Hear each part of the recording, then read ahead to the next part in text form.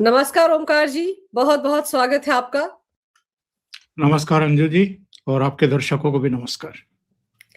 Sir, क्या आपको ऐसा लगता है कि राहुल गांधी के लिए आने वाले दिन बहुत मुश्किलों वाले रहने वाले हैं? उनकी सांसदी भी जा सकती है, क्योंकि जिस तरह के खुलासे निशिकांत दुबे कर रहे हैं, वो तो भारी पड़ने वाले हैं, ऐसा लगता है राहुल पर। देखिए, मुश्किलों भरे दिन तो कांग्रेस के लिए भी, इस परिवार के लिए भी और राहुल गांधी के लिए भी चल रहे हैं ऑलरेडी। वरना आप ये बताइए, जो कॉलर खड़े करके घूमता है देश के भीतर भी और देश के बाहर भी, उसकी सरपरस्ती में कांग्रेस 3 लोकसभा चुनाव हार चुकी, 90 से ज्यादा विधानसभा चुनाव हार चुकी, 3 उपराष्ट्रपति के चुनाव, 2 राष्ट्रपति के चुनाव, 3 स्पीकर के चुनाव हार चुकी। तो ये हो क्या रहा है? अलग अलग राज्यों का देखिए तो बड़े राज्यों में, उत्तर प्रदेश में कांग्रेस फिनिश, बिहार में फिनिश, जम्मू कश्मीर चलो उतना बड़ा राज्य नहीं है लेकिन लगभग फिनिश, 90 के सदन में 6 एमएलए, महाराष्ट्र में फिनिश, तमिलनाडु में डीएमके की पिछलगू है, लगभग फिनिश, उड़ीसा में फिनिश। बड़े राज्यों की बात, बंगाल खत्म, जहां पिछले विधानसभा में उसके 44 एमएलए हुआ करते थे, 2021 के चुनाव में 0 हो गए थे। तो मुझे ये बताइए कि जब आपकी पार्टी खत्म है, एक वीडियो वायरल हो रहा है कल शाम से, मैंने अपने 8:30 के शो में उसका जिक्र किया। एक महिला रिपोर्टर है, वो धरने पर बैठे हुए लोगों से पूछ रही है कि ये जो आप एप्स्टीन की तस्वीर लगे पोस्टर और मोदी जी की तस्वीर लगे, हरदीप पुरी की तस्वीर लगे इस पोस्टर के पास बैठे हैं, आपको पता है एप्स्टीन फाइल क्या है? उसने कहा कि नहीं, हम तो नहीं जानते। फिर पूछा कि मोदी जी को ये कह रहे हैं कि ये एप्स्टीन से जुड़े हुए हैं, तो क्या मोदी जी इस तरह के गंदे आदमी के साथ जुड़ सकते हैं? तो उनमें से एक कह रहा है कि नहीं नहीं, आजकल वीडियो से छेड़छाड़ करके कुछ भी बना दिया जाता है।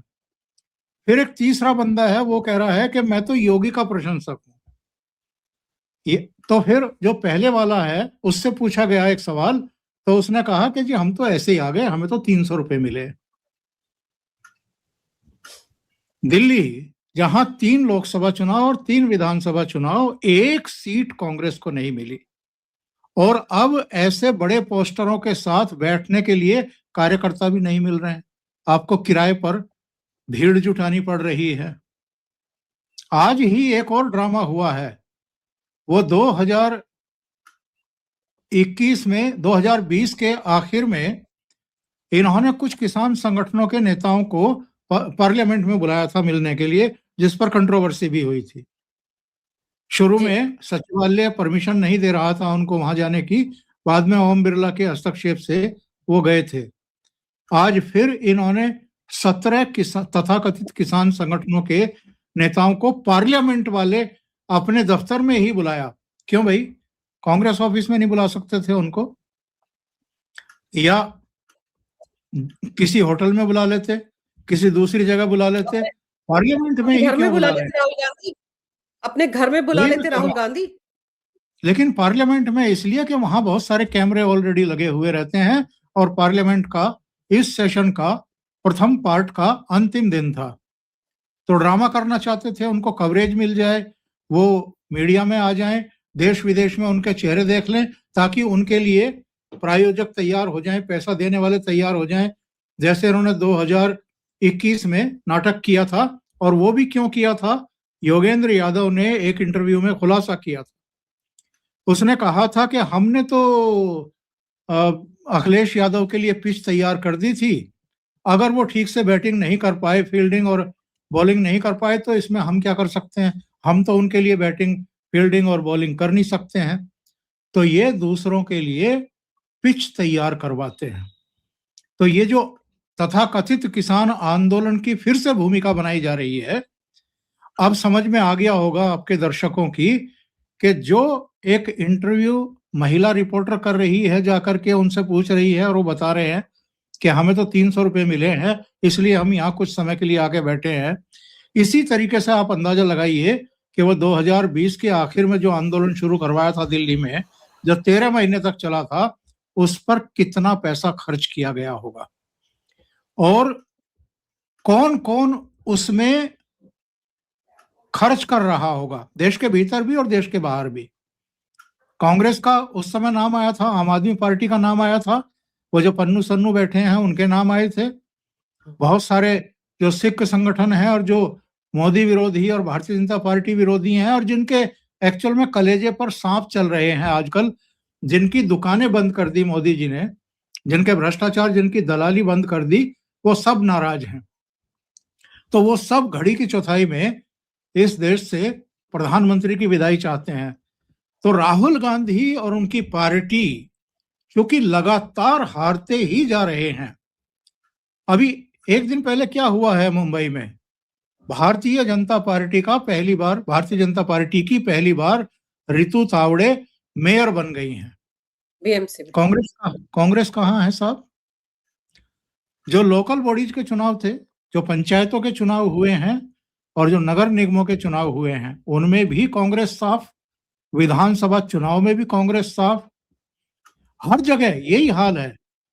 तो ये जो एक हो रहा है ना कि कांग्रेस का हर जगह से सफाया हो रहा है, तो इस पर पर्दा डालने के लिए, मिट्टी डालने के लिए ये नए नए मुद्दे कैमरों के सामने, देश के सामने नहीं जा रहे हैं, कैमरों के सामने ये बोलते हैं। जैसे महाराष्ट्र में, मुंबई में संजय राउत रोजाना अपने घर से बाहर निकलते ही कैमरों पर कुछ कुछ उल्टियां करते हैं और फिर दिन भर वहां मराठी मीडिया में उस पर चर्चा और ब्रेकिंग न्यूज और शाम को चर्चाएं होती हैं। उसी तरीके से राहुल गांधी ने भी एक हिल्ला दे रखा है, काम दे रखा है कि कोई भी खबर, कोई भी बयान दो, उल्टा सीधा जो भी चाहे। और कल तो आपने देखा होगा मीडिया से उलझ गए, मीडिया को बता रहे थे कि आपको क्या करना चाहिए और क्या नहीं करना चाहिए। मतलब जो आदमी केवल मीडिया की बदौलत, मीडिया की कृपा से जीरो से हीरो बनने की कोशिश में रहता है, वो मीडिया को ही कल धमका रहा था और मीडिया को बता रहा था कि आपका कर्तव्य क्या है। तो ये जो हालात हैं ये बताते हैं कि ये आपा खो चुके हैं। दूसरे जो क्वेश्चन आपने किया था, अगर मैं उसकी बात करूं तो निशिकांत दुबे ने जो मोशन पेश किया है उसकी एक प्रक्रिया है। प्रक्रिया ये है कि वो पीठासीन अधिकारी या स्पीकर उसको देखेंगे, उसको स्वीकार या अस्वीकार करेंगे। जिस तरीके से विशेषाधिकार हनन प्रस्ताव को पीछे करके, पहले सरकार विशेषाधिकार हनन प्रस्ताव लेने वाली थी क्योंकि इन्होंने हरदीप पुरी जी का नाम ले लिया, मोदी जी का नाम ले दिया, कुछ दूसरे अनर्गल आरोप लगाए, तो विशेषाधिकार हनन का नोटिस इनको इशू करने वाली थी। लेकिन फिर बैक किएगा, गवर्नमेंट बैक हुई और निशिकांत दुबे अब सब्सटेंसिव मोशन लेकर के आ रहे हैं। ये एक विशेष प्रस्ताव होता है, एक मोशन होता है जिसको पीठासीन अधिकारी स्वीकार करता है या अस्वीकार करता है। अगर स्वीकार हो जाता है तो फिर उस पर सदन में चर्चा होती है, पक्ष विपक्ष को बोलने का मौका दिया जाता है। उसके बाद अगर उसको पारित कर दे सदन तो उस पर एक विशेष कमेटी बनाई जाती है, उसको एक निश्चित समय दिया जाता है कि आप इस पूरे प्रकरण की जांच करिए और अपनी रिपोर्ट इतने समय में दीजिए। जब वापस उसकी रिपोर्ट आती है पीठासीन अधिकारी के पास या स्पीकर के पास, तो फिर से उस पर सदन में चर्चा होती है और अगर उसमें यह सिफारिश की जाती है कमेटी के द्वारा कि इनकी संसद सदस्यता रद्द कर दी जाए, तो फिर ऐसे व्यक्ति की संसद सदस्यता खत्म कर दी जाती है। जो निशिकांत दुबे है उन्होंने कहा है कि आजीवन ऐसे गैर जिम्मेदार व्यक्ति पर चुनाव लड़ने का पाबंदी लगाई जाए। अगर ये भी हो गया तो उसके बाद क्या सिचुएशन बनेगी?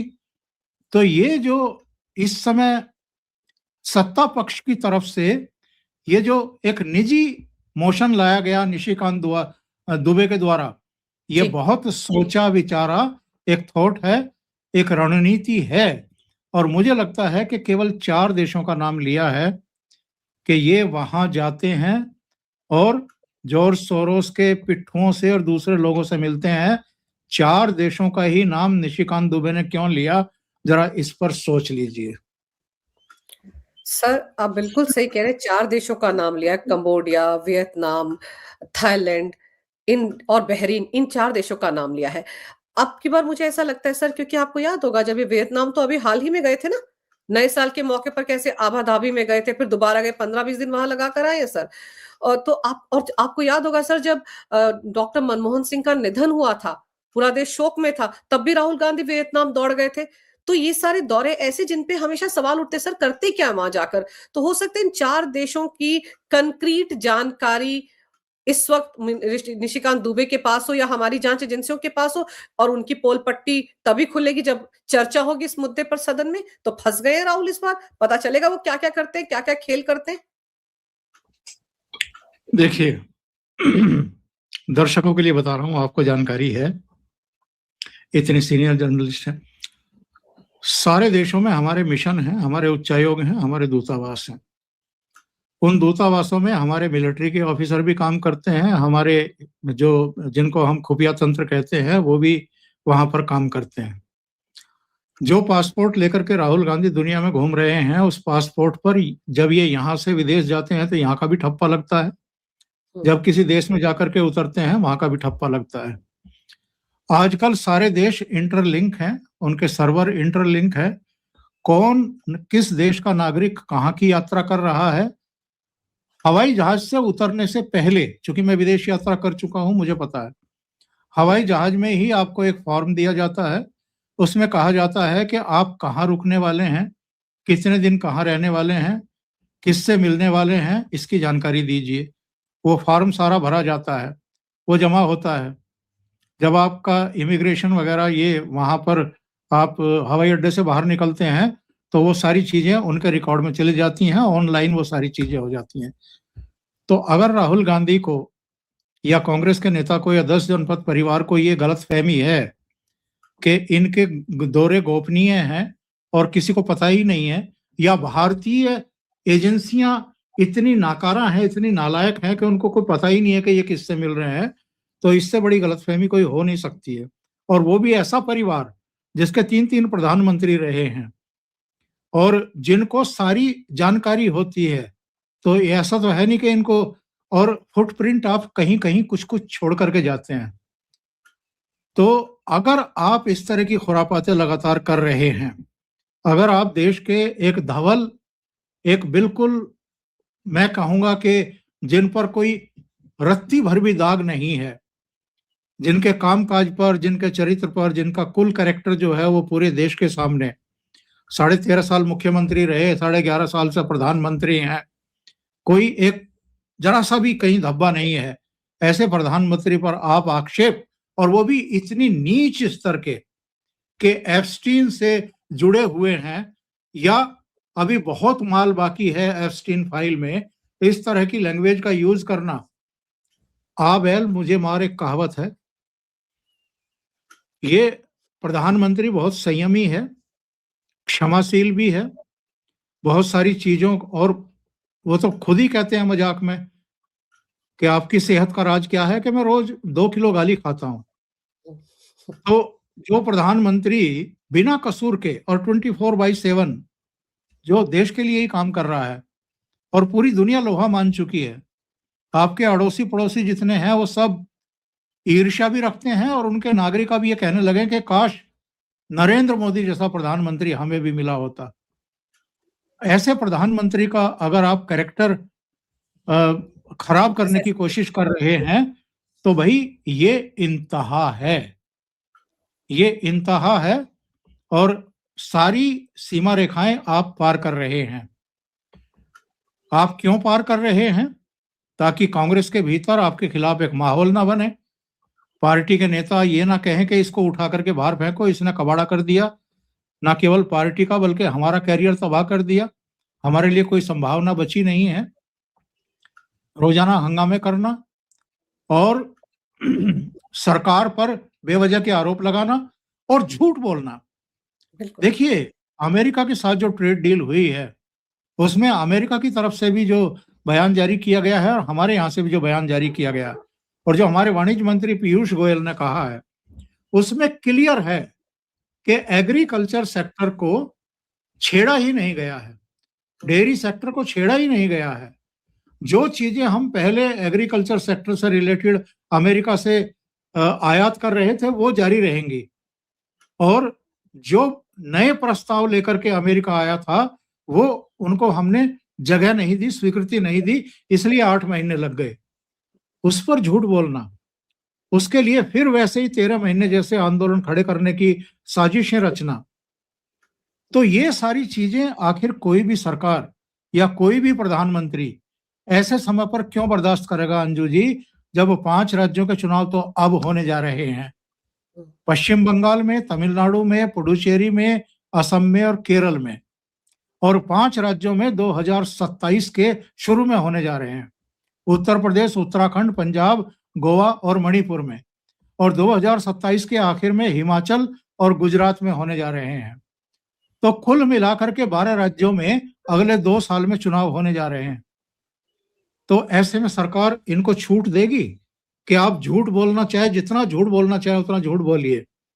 तो इसलिए मुझे लगता है कि जो आप कह रही थी, कठिन समय शुरू हो चुका है इनका, और जो सूचनाएं गवर्नमेंट के पास होंगी, हालांकि वो इसमें विश्वास रखती है गोपनीयता का पालन करने में, लेकिन हर चीज की एक हद होती है।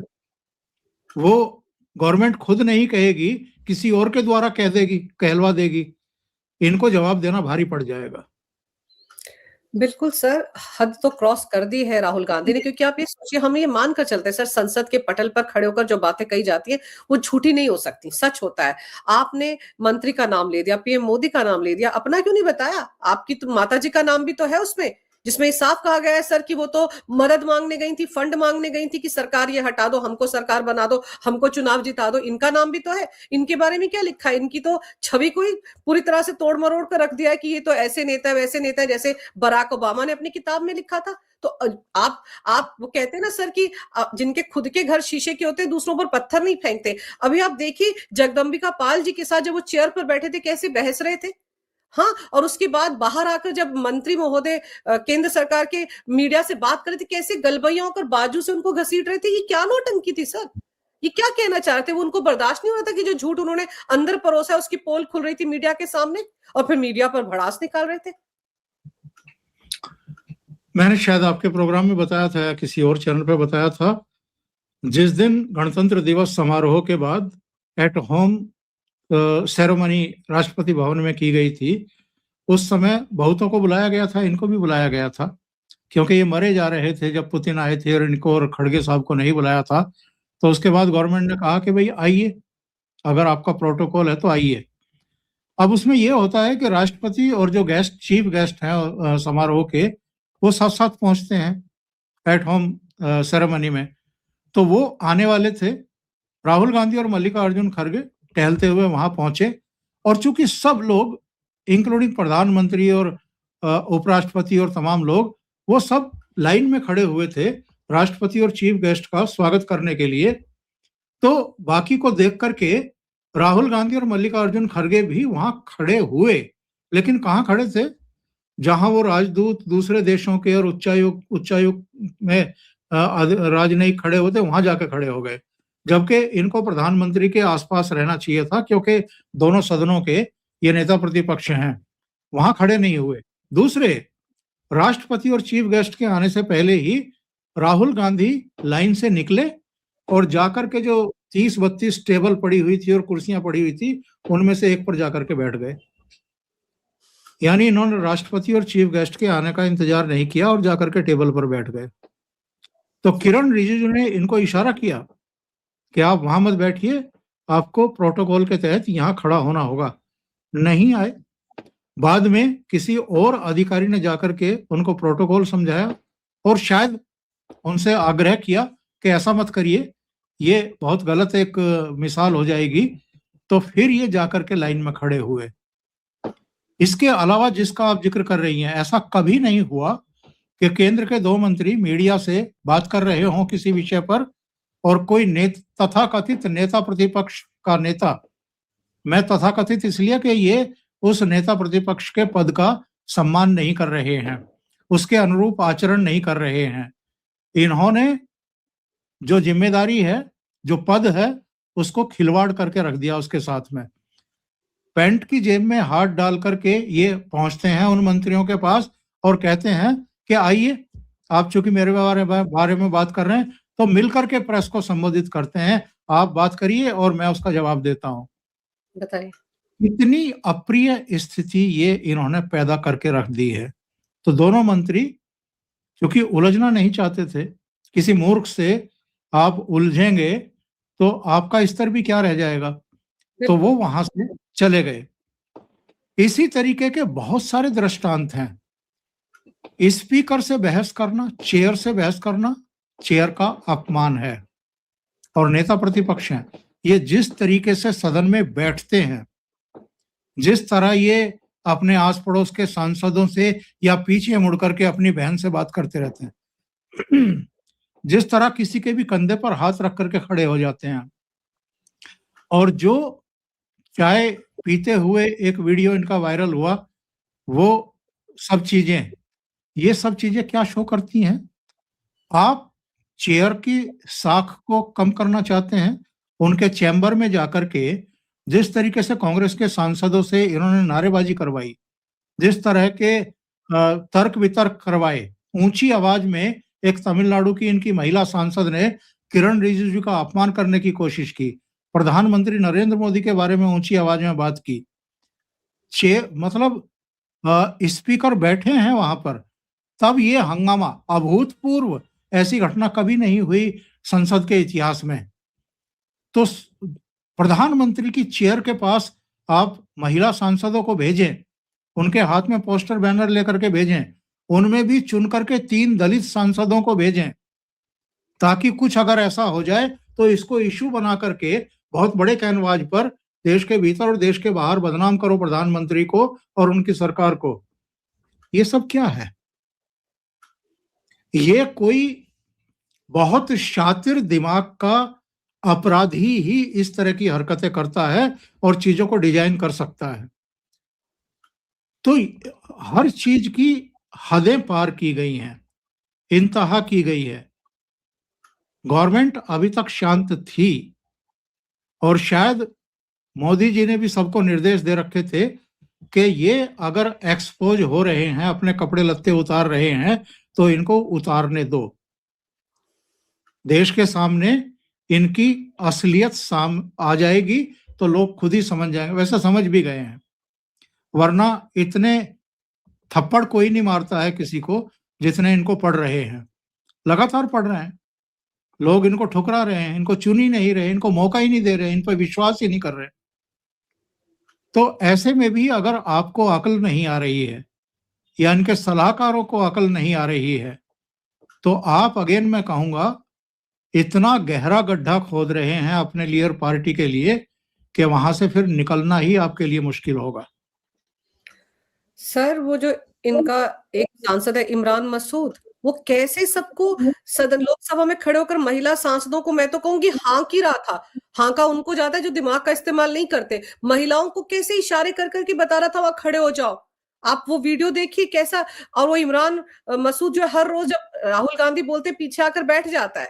कितना बड़ा चहेता है। आज की तारीख में आप देखिए, राहुल गांधी के अलावा टीवी चैनल जो है उसी की बाइट लेते हैं उसको इतना। और वो कौन है सर? पीएम मोदी के लिए कैसी भाषा का इस्तेमाल उसने किया था? बोटी बोटी कर दूंगा। ये वही वाला इमरान मसूद है ना जिसको सर पे चढ़ाया हुआ, देखो कैसे सबको इकट्ठा करा था। तो ये सब सोची समझी रणनीति थी। लेकिन सर एक चीज और है, आपको याद होगा कि जब ये हाल ही में वियतनाम या कहीं बहरीन गए थे, तो शायद मलेशिया गए थे, तब इनके वो जो ओवरसीज हेड है आने जाने वाले, सैम पित्रोदा, तब उन्होंने कहा था उनकी जासूसी होती है, उनकी फोटोज खींची जाती हैं।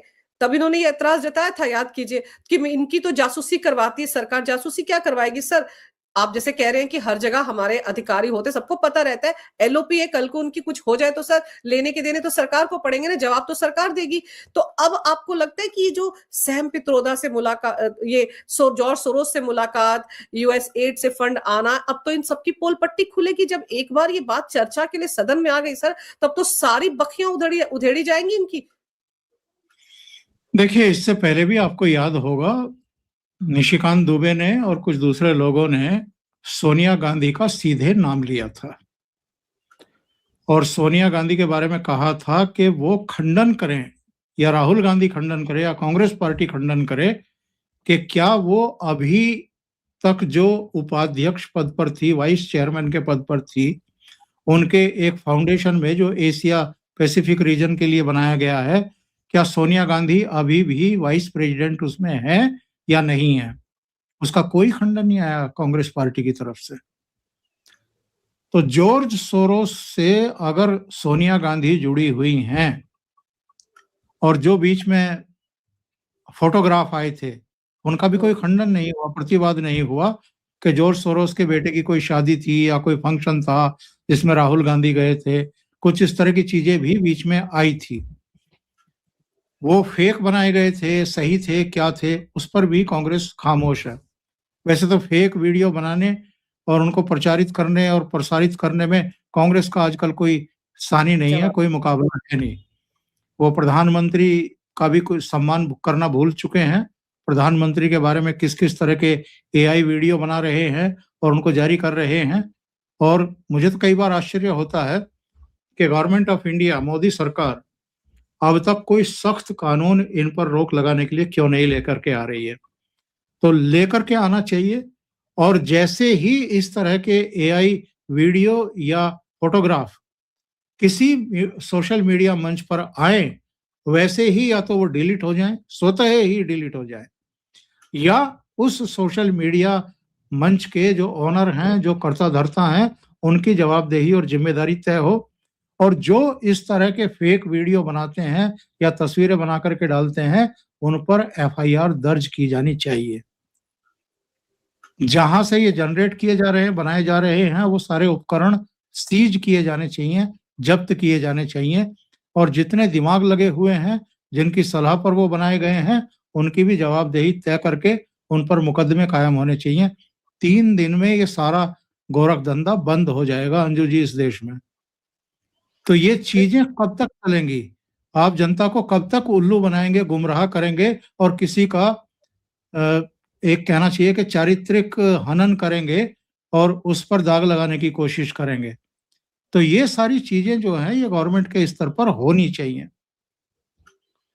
सर होनी चाहिए और मुझे तो लगता है 2024 के लोकसभा चुनाव के दौरान जैसे वो रेवंत रेड्डी ने भी एक वीडियो डाला था, डॉक्टर्ड वीडियो डाला था अमित शाह का, उस वक्त ही कार्रवाई हो जानी चाहिए थी क्योंकि उनके खिलाफ एफआईआर दर्ज हुई थी। आज की तारीख में किसी को नहीं पता उस एफआईआर का क्या हुआ और नुकसान क्या हुआ। बीजेपी 240 पर रुक गई क्योंकि वो भी बड़ी बड़ी स्क्रीन पर हर गांव में दिखाया गया था वीडियो, सर कि आरक्षण आपका खत्म हो जाएगा। फिर इन्हीं के एक सांसद ने कह दिया था 400 सीटें आ गई तो हम संविधान बदल देंगे। उसकी काट नहीं ढूंढ पाई थी सरकार उस वक्त सर। तो वो याद रखना चाहिए कि इस तरह के जब प्रोपेगेंडा वाले वीडियो सर्कुलेट किए जाते हैं गांव देहात में, उनको क्या पता सर कि एआई क्या होता है। उनको तो लगता है सच में ही नाच रहे होंगे, ये जो बुलबुल वाला गाना बजा बजा के दिखा रहे हैं सर। तो ये चीजें ध्यान में रखने की जरूरत है क्योंकि उत्तर प्रदेश के भी, नोएडा के भी, ग्रेटर नोएडा के गांव देहात में भी वो वीडियो दिखाए जा रहे हैं। तो उस पर करने की जरूरत है। लेकिन सर अभी पवन खेड़ा प्रेस कॉन्फ्रेंस करके फरमा रहे थे आज दिन में कि हमने हरदीप पुरी जी के लिए ऐसे नहीं कहा था, तो सफाई अभियान वहां से आना शुरू हो गया है, राहुल के लिए कवर फायर शुरू हो गया है। लेकिन अब देखते हैं इस मुद्दे पर सर क्या होता है, लोकसभा में अध्यक्ष क्या डिसीजन लेते हैं। लेकिन इस बार मुझे ऐसा लग रहा है सर कि बुरी तरह फंस गए राहुल, कोई रास्ता नहीं मिलेगा क्योंकि ये जो मोशन लेकर आ रहे निशिकांत दुबे, इसमें चर्चा जरूर होगी। और जिन लोगों को सर हमेशा लगता था कि राहुल विदेश जाते हैं, देश को बदनाम करते हैं, लोकतंत्र को बदनाम करते हैं, उनके खिलाफ कार्रवाई क्यों नहीं होती है। उनके बारे में इतने सारे खुलासे होते हैं सोशल मीडिया पर, लेकिन कभी कुछ होता क्यों नहीं है। तो मुझे लगता है अब उनकी भी मंशा पूरी होने जा रही, क्योंकि ये जो मोशन लाया गया है सोच समझ कर लाया गया है और राहुल गांधी को पूरी तरह से बेनकाब किया जाएगा। इस बार बचने के आसार कहीं नहीं है। सर आपने समय निकाला, बड़े ही विस्तार से इस विषय पर बहुत अहम जानकारी मेरे दर्शकों को दी, आपका बहुत बहुत धन्यवाद। नमस्कार, जय हिंद। जय हिंद।